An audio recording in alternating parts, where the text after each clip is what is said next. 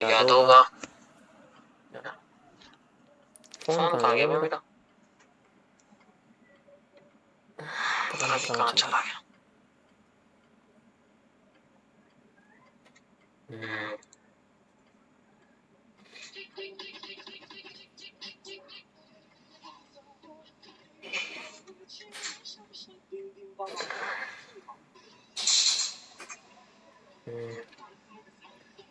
Okay.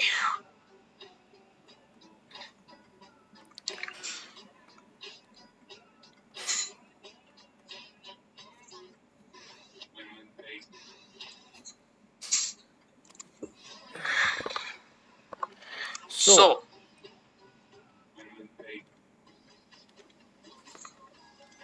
आज हम शुरू करने वाले हैं अपना रिवीजन। ये रिवीजन है, ये न्यू टॉपिक नहीं है। ठीक है।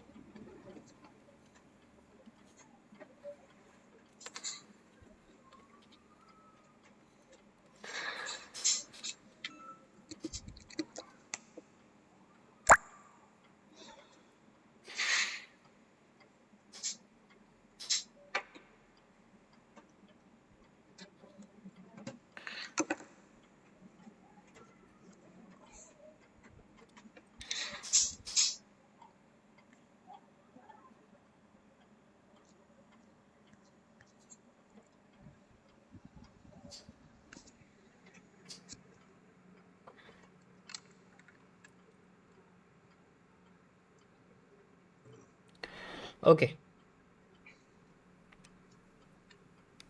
वेट एक मिनट।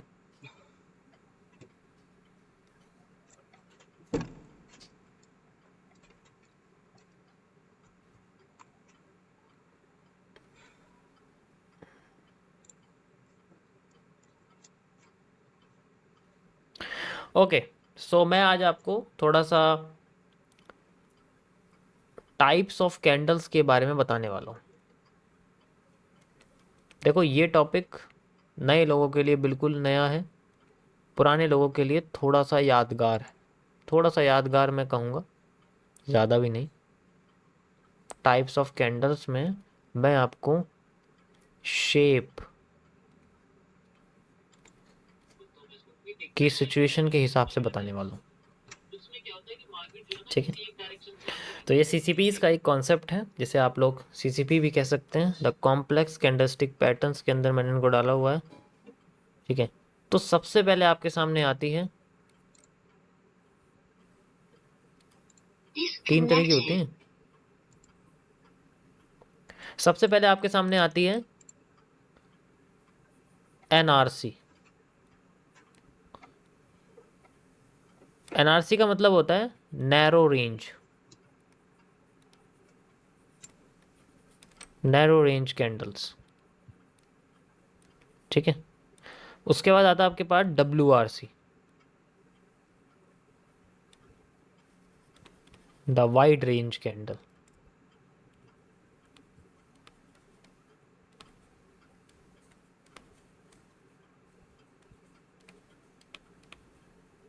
और थर्ड है, जो कि मैं आपको कल बताऊंगा। ठीक है, थोड़ा सा तो बचे रहे। नैरो रेंज कैंडल में मैं आपको बताना चाहूँगा वो कैंडल्स होती हैं जो बेसिकली स्ट्रक्चर ब्रेकर होती है। स्ट्रक्चर ब्रेकर मतलब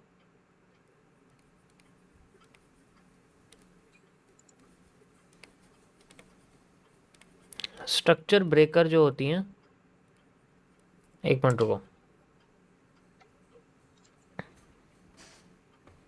ठीक है, स्ट्रक्चर ब्रेकर का मतलब होता है कि ये कैंडल बेसिकली ट्रेंड की सबसे बड़ी कैंडल होती है, यानी कि लार्जेस्ट कैंडल होती है ट्रेंड की। ठीक है, इनका मतलब होता है कि ये एक कैंडल पीछे की 10 कैंडल के साइज को एक ही टाइम पे देने की कोशिश करती है। जैसे मान के चलो 1 मिनट की कैंडल है, ठीक है, 1 मिनट की कैंडल है, तो वो क्या करेगी, पीछे की 10 कैंडल को कंबाइन करेगी, 10 कैंडल को, और 10 मिनट हो जाएगी, उसकी बजाय एक कैंडल बन जाएगी 1 मिनट में। तो वो 10 कैंडल की जो मूव है वो एक कैंडल में मिल जाएगा। नहीं मानोगे तुम, बताना ही पड़ेगा। ठीक है, कोई बात नहीं, मैं बता देता हूँ, जस्ट जोकिंग। थर्ड होती है आपकी ERC। ERC का मतलब होता है एक्सटेंडेड रेंज कैंडल। ठीक है, एक्सटेंडेड रेंज कैंडल्स। अब मुझे बताओ जरा, अभी बताता हूँ मैं। वाइड रेंज कैंडल्स बेसिकली आपकी होती हैं जब वो पीछे की कैंडल से करीब करीब आधा आधा मूव देने की कोशिश करती हैं। पीछे बहुत बड़ी कैंडल बन गई, उसके बाद फिर वो आधी मूव दे रही है उसकी, यानी कि एक इन्वर्स कैंडल जो होती है ना हमारी, इन्वर्स जैसे इन्वर्स एनगल्फिंग होती है, वो हमारी वाइड रेंज कैंडल होती है। एक बड़ी सी कैंडल के बाद एक छोटी कैंडल जो उसके हाफ हाफ मूव तक होती है।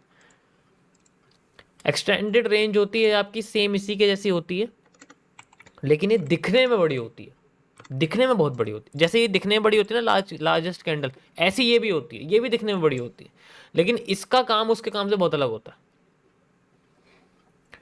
अब मुझे बताओ जरा, IFC एक्सटेंडेड होती है या NRC होती है?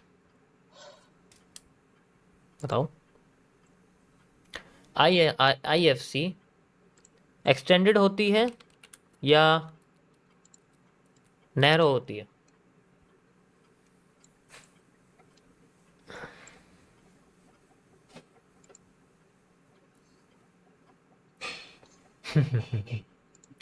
बिल्कुल NRC होती है। एक्सटेंडेड रेंज बेसिकली होती तो बड़ी है, मैंने क्या बोला, दिखने में बड़ी होती है, लेकिन ये इसकी तरह काम नहीं करती, क्योंकि ये होती बड़ी है सिर्फ विक वाइज, ये होती बड़ी है बॉडी वाइज। मैंने ऑलरेडी बता चुका हूं, शेप ऑफ कैंडल के बेसिस पे हम इनका नाम रखते हैं। ये होती है ऐसे, ठीक है, ये होती है ऐसे, ये होती है ऐसे, ये होती है ऐसे। तो बेसिकली जो NRC है हमारे पास, ये हमारी IFC कैंडल होती है, जिसको मैं एक्सप्लेन करूंगा आपके सामने। तो जो NRC कैंडल्स होती है, इनके अंदर सबसे पहली कैंडल आती है IFC। बहुत सारी कैंडल होती हैं ऐसी, बहुत सारी कैंडल, बहुत सारी। तो ये जो IFC कैंडल है, मैं इसके बारे में थोड़ा आपको बताना चाहूंगा। IFC मतलब इंस्टीट्यूशनल फंडिंग कैंडल।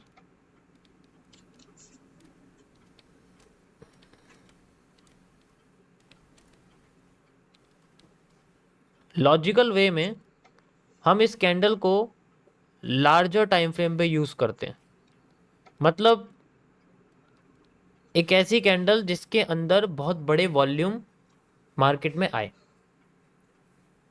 बहुत बड़े।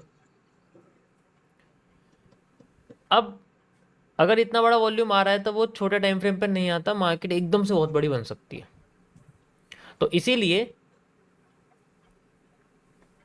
IFC जो है वो बड़े टाइम फ्रेम के लिए होती है, लेकिन हम इसको फिर भी यूज कर लेते हैं, क्योंकि इसका जो फॉर्मेशन है, इसका जो एक जो IFC का एक फॉर्मेशन है, वो बेसिकली एक बहुत अच्छे रोमांचक तरीके से होता है।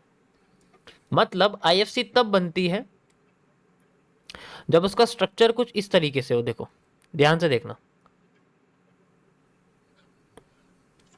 एक कैंडल ऐसी है, उसके बाद एक बहुत बड़ी कैंडल बन गई लाइक दिस, यहां पर ऐसे, ठीक है, और उसके बाद फिर एक ऐसी ही कैंडल बन गई दोबारा से, जैसे पीछे बनी थी।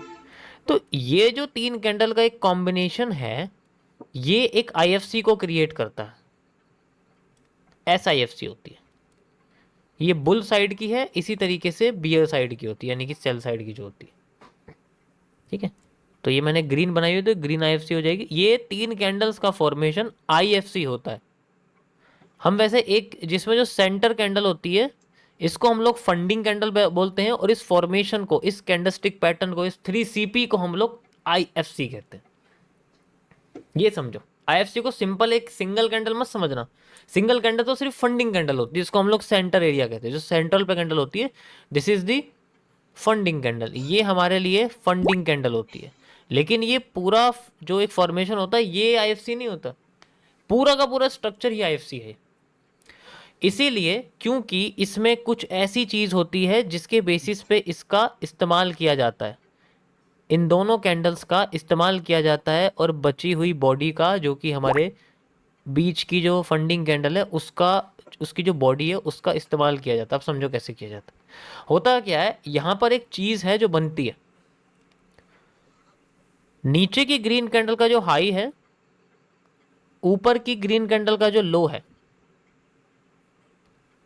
इन दोनों के बीच में हमारे पास एक एरिया निकल के आता है। यू कैन सी, ठीक है, ऐसे देखो, एक ये और एक ये। तो नीचे की ग्रीन कैंडल का हाई और ऊपर की ग्रीन कैंडल का लो, इसके बीच में एक स्पेस बनता है, एक गैप बनता है मार्केट का। ठीक है, ये गैप ग्रीन कैंडल की फंडिंग कैंडल का एक एवरेज एरिया निकालता है।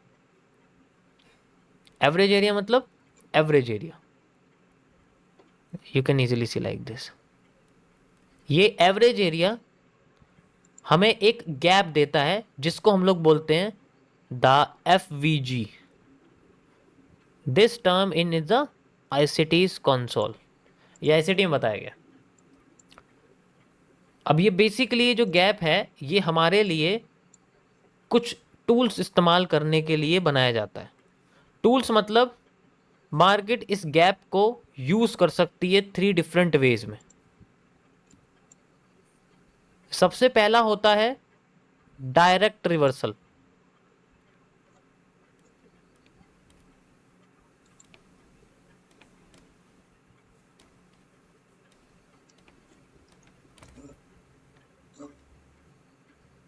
सेकंड होता है रिजेक्शन।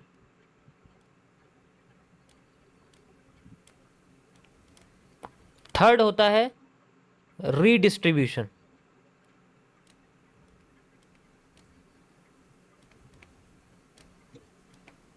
ठीक है, इनके सबके आगे नाम आप IFC लगाओगे, IFC-DR, IFC direct reversal, IFC rejections, IFC redistribution, इन सब के आगे आपको नाम ये लगाना पड़ेगा।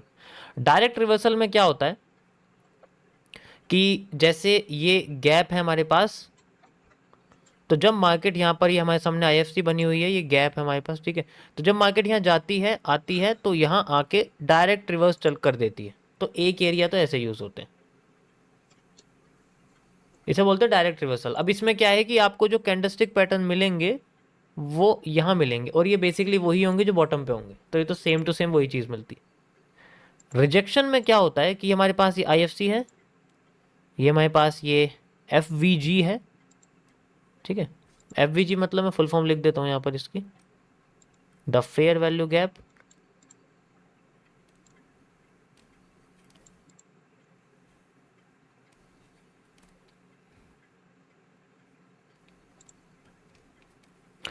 तो जब मार्केट यहाँ से जाती है तो वो हमें यहाँ से क्रॉस कर देती है और फिर दोबारा से आती है, फिर रिजेक्ट करके ऊपर चली जाती है। तो इसको हम, अगर ये गैप से बाहर चली जाए ना, तो इस फेज में हम इसको रिजेक्शन कहते हैं। मतलब इसने गैप को यूज नहीं करा, इसने गैप से बाहर रिजेक्शन करी है। तो बाहर के रिवर्सल को हम लोग डायरेक्ट रिवर्सल नहीं कहते, रिजेक्शन कहते हैं। और ये रिजेक्शन ही हमें यहाँ पर मार्केट में दूसरा हिस्सा यूज करने मजबूर करता है, जिसे हम लोग बोलते हैं, ये रिजेक्शन जो है ये बेसिकली ऑर्डर ब्लॉक रिजेक्शन इसको हम लोग बोलते हैं। क्योंकि अगर मार्केट ने गैप को क्रॉस कर दिया, उसके बाद जो हमारे सामने मूव होगा वो ब्लॉक से रिलेटेड हो, क्योंकि यहाँ पर एक ब्लॉक रहता है हमेशा हमेशा मार्केट के बॉटम पे, यानी कि ये किसी बॉटम पे बनती है, ऐसे नहीं है सेंट्रल एरिया पे दिखेगी आपको। कोई ट्रेंड का बॉटम, जैसे मान के चलो ट्रेंड ऐसे आया हुआ है, तो ट्रेंड जो होगा, ट्रेंड का जो बॉटम होगा, वहां पर एक ब्लॉक बनता है हमेशा, उस ब्लॉक में आके ही अपने आप को रिवर्स कर सकती है। अगर ये FVG पे नहीं कर पाई ना, तो ये ब्लॉक को यूज करेगी, लेकिन इस केस में हम FVG को यूज करते हैं, इसको हम रिजेक्शन के केस में लेते हैं। ठीक है,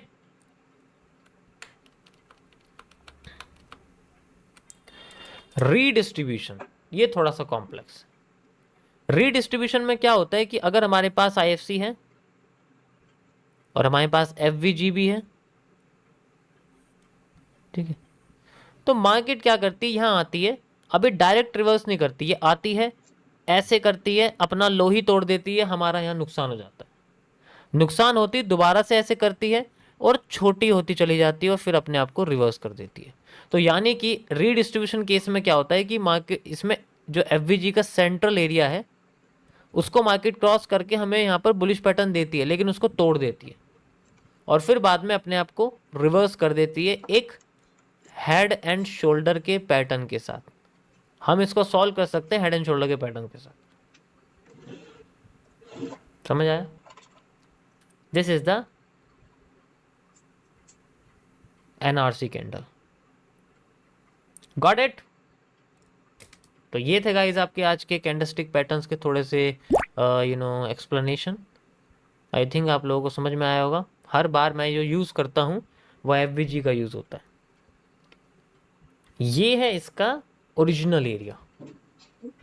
अब बात करते हैं थोड़ी सी अलग कि ये बनती कहाँ पर है। एनआरसी कैंडल्स बेसिकली तब बनती हैं जब इन्हें कोई स्ट्रक्चर ब्रेकिंग करनी हो, जो कि मैंने यहाँ पर लिखा हुआ है स्ट्रक्चर ब्रेकर। अब ये तभी बनेगी जब ये किसी स्ट्रक्चर को तोड़ेगी। यानी कि आसान भाषा में बात की जाए तो इसका मतलब है कि अगर हमारे पास कोई भी मार्केट में स्ट्रक्चर बन रहा है और उसके बाद हमें मूवमेंट अच्छी खासी देखने को मिलती है, you can see like this, ऐसे करके, और फिर यहाँ पर हमारे सामने कैंडल्स बननी शुरू हो जाती हैं ऐसे ऐसे, ठीक है, और फिर बड़ी सी यहाँ पर एक कैंडल हमें दिखती है। तो ये जो कैंडल है ये बेसिकली अपने किसी स्ट्रक्चर को तोड़ती है, तभी ये होता है। एंड देन फिर छोटी हो जाती है, फिर अपने आप को रीटेस्ट करने के लिए शायद नीचे लेके आती है, जिसमें हम लोग एफवीजी यूज़ कर सकते हैं। और सारी कंडीशन या तो ये रिजेक्शन हो सकती है, या डायरेक्ट रिवर्सल हो सकती है, या रीडिस्ट्रीब्यूशन हो सकती है। नहीं तो नीचे आएगी थोड़ी सी और नीचे, तो ये अपने ऑर्डर ब्लॉक को यूज़ कर सकती है, इसको टैप करके फिर रिवर्स कर सकती है। दोनों चीज़ें यहाँ यूज़ हो सकती है हमारे सामने। सॉल्यूशन हर चीज़ का है। एग्जाम्पल के लिए मैं आपको कुछ चीज़ दिखाता हूँ। अगर आप ध्यान से देखोगे तो यहाँ आपको एक चीज़ दिखेगी, ये रहा एक IFC स्ट्रक्चर को तोड़ा है। यू कैन सी ये W बाई, ये क्या है, ये W ही तो है। W को तोड़ के बड़ी सी ग्रीन कैंडल बनी है यहाँ पर। तोड़ने के बाद यहाँ पर एक गैप बन गया, लेकिन गैप पर मार्केट रुकी नहीं। अब यहाँ जो ब्लॉक है, जो ऑर्डर ब्लॉक है, वो क्या है, दिस ऑर्डर ब्लॉक को यूज करके मार्केट ने अपनी डिमांड क्रिएट करी। कितनी? उतनी ही जितनी ऊपर आई है। पूरी की पूरी डिमांड नहीं मिलेगी हमें, हर बार ऐसा नहीं होने वाला। हमें पहले समझना पड़ेगा कि डिमांड कौन सी। जैसे मैंने आपको पहले बताया कि डिमांड हमें वाली लेनी है, इसको इसके साथ कंबाइन करना है, एक्यूरेट डिमांड हमें देखने को मिलेगी, फिर सप्लाई, एंड देन फिर हमारे सामने मूवमेंट। समझ आया? ऐसे यूज होता है ऑर्डर ब्लॉक का इस्तेमाल, ऐसे किया जाता है। ये नहीं है कि मार्केट वहां तक आ गई और बस खत्म कहानी, चलो। बाकी आप कुछ एग्जांपल और भी देख सकते हो, कई सारी चीज़ें हैं जैसे कि हमारे सामने बना हुआ है, ये देखो, ठीक है, ये देखो, ये डायरेक्ट रिवर्सल है, ये देखो, ये देखो, और ये देखो, क्रॉस कर दिया, डायरेक्ट रिवर्सल है, मार्केट मूविंग अप साइड। जितनी डिमांड थी मार्केट की, मार्केट ने उतनी डिमांड दी। जब उसकी डिमांड सप्लाई से क्लियर है तो फिर हमें मार्केट में डिमांड भी तो उतनी देखने को मिलेगी जितनी आई है, 50%। समझ आया? So this is the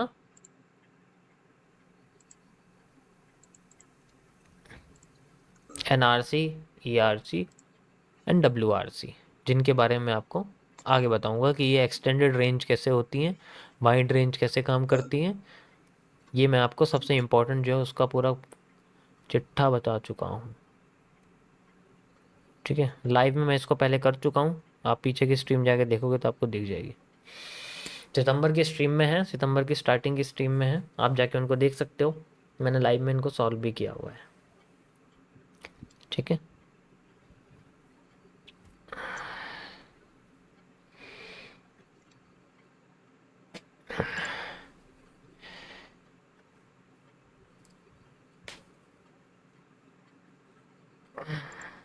market अपने आप को बैंड कर रही है। ये क्या निकला, 10 रुपये, क्या बात है।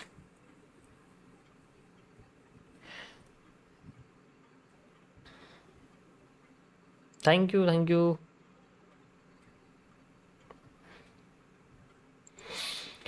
बॉटम में देखो, hanging man with marubozu is the bullish engulfing pattern. Just like this, repetition of structure. Repetition of structure. The bullish engulfing with Emaru Bozu is one of the most powerful bullish